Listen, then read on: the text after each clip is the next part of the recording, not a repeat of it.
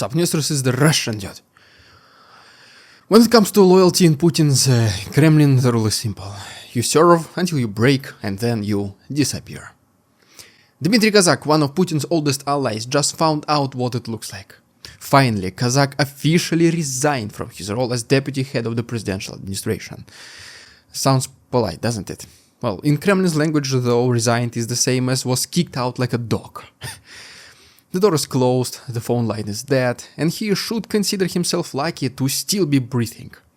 Kozak's exit did not come out of nowhere. For months he was reportedly contemplating quitting.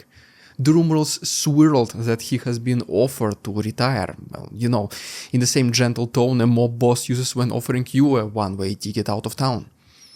They even dangled cushy positions in the regions, anything to move him off the radar. The situation was murky, but now it is crystal clear. Kozak is gone. Finally. Gone forever.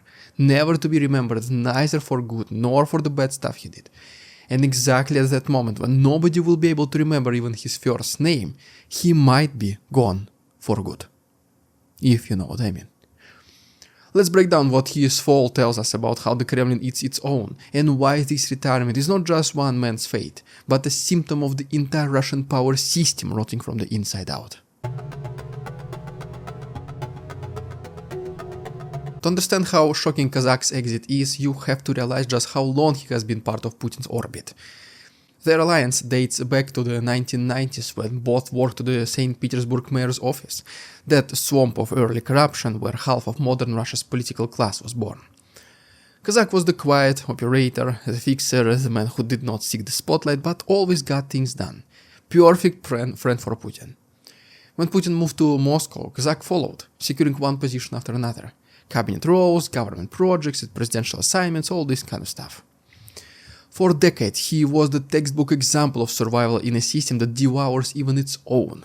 But in recent years, Kozak became a liability precisely because he was not insane.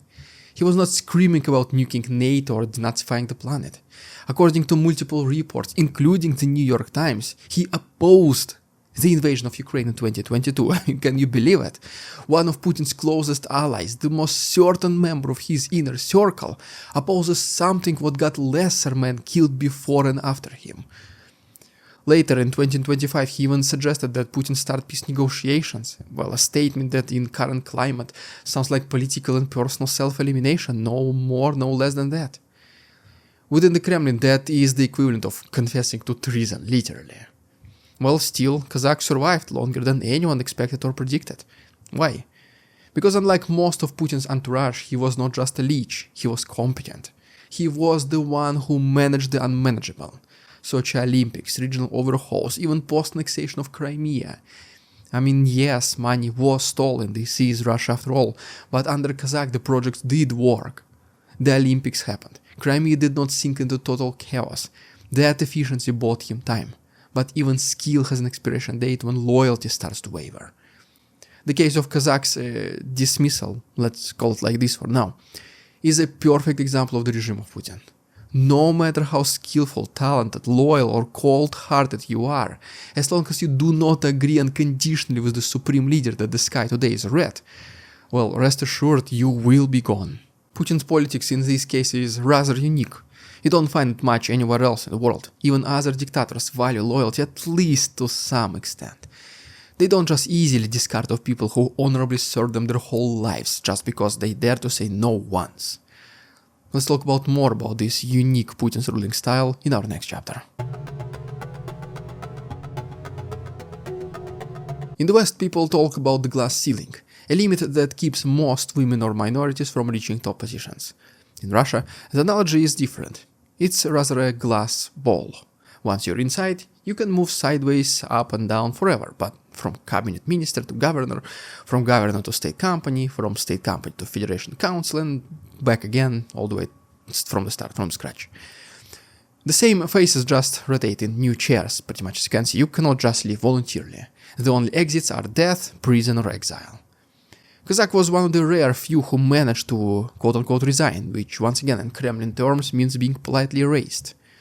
The system does not allow genuine departures because every official just holds too many state secrets. The entire power structure is built like a mafia family. Once you're made, you do not quit. You die or you vanish. Everyone inside knows they are criminals by definition.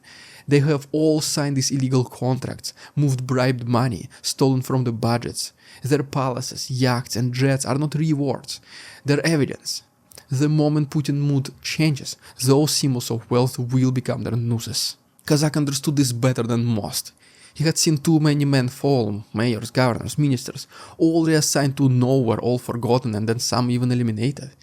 He had watched loyalists disappear into retirement dachas or heart attack hospital rooms. So when he was offered to step aside, he knew exactly what it meant. You cannot really quit the Kremlin. You can only be removed from it like a discarded organ. And you better pray that the system does not decide to finish the job later. Because even though Kozak officially retired, it does not mean that it's over for him just yet. Maybe this year, maybe next one, maybe 5 years from now.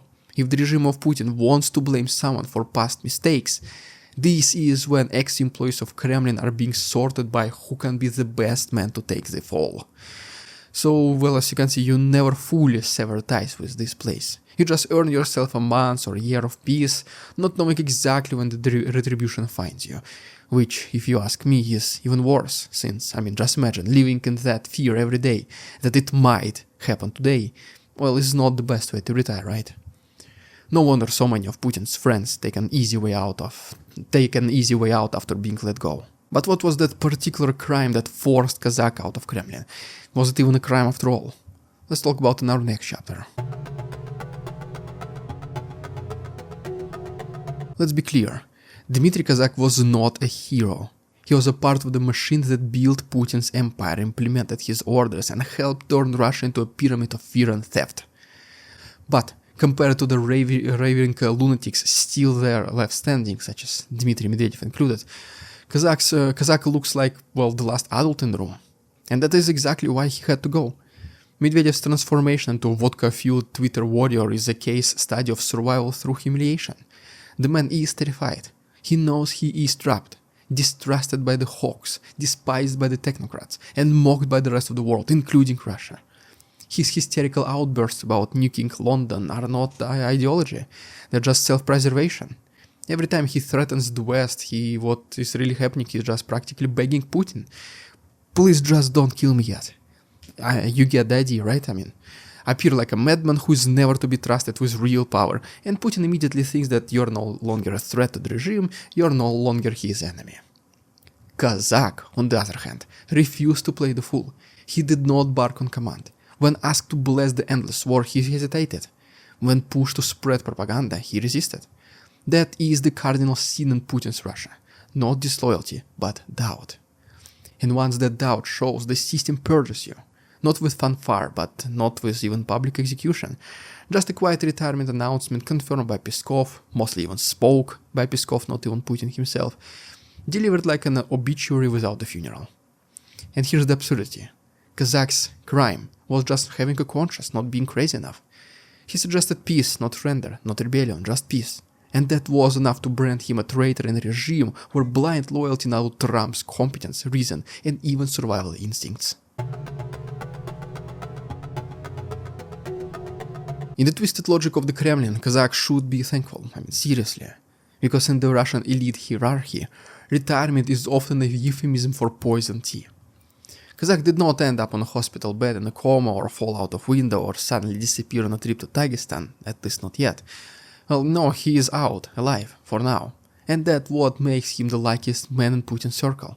But make no mistake, his removal is not just about him. It's a warning light to everyone still clinging to the illusion of safety inside the system. The message is simple.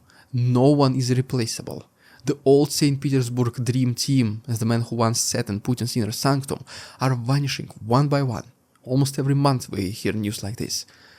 Some get reassigned to the irrelevant posts in the regions, others are quietly erased from the bureaucracy altogether. And now Kozak joins the list.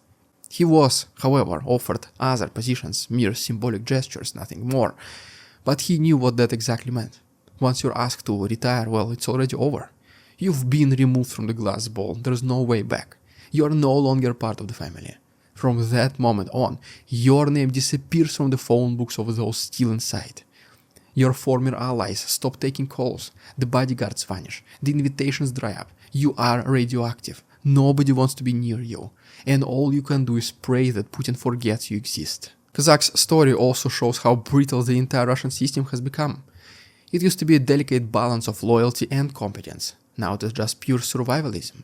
The only qualification needed is unwavering fanaticism. Those who hesitate, those who think, those who question are finished. The state no longer needs administrators, it needs executioners, mouthpieces, and maniacs willing to burn the country down just to prove devotion. In a country where loyalty is rewarded with poison and competence is punished with exile, even Kozak's quiet exit might just be the calm before the next funeral. Maybe even his own.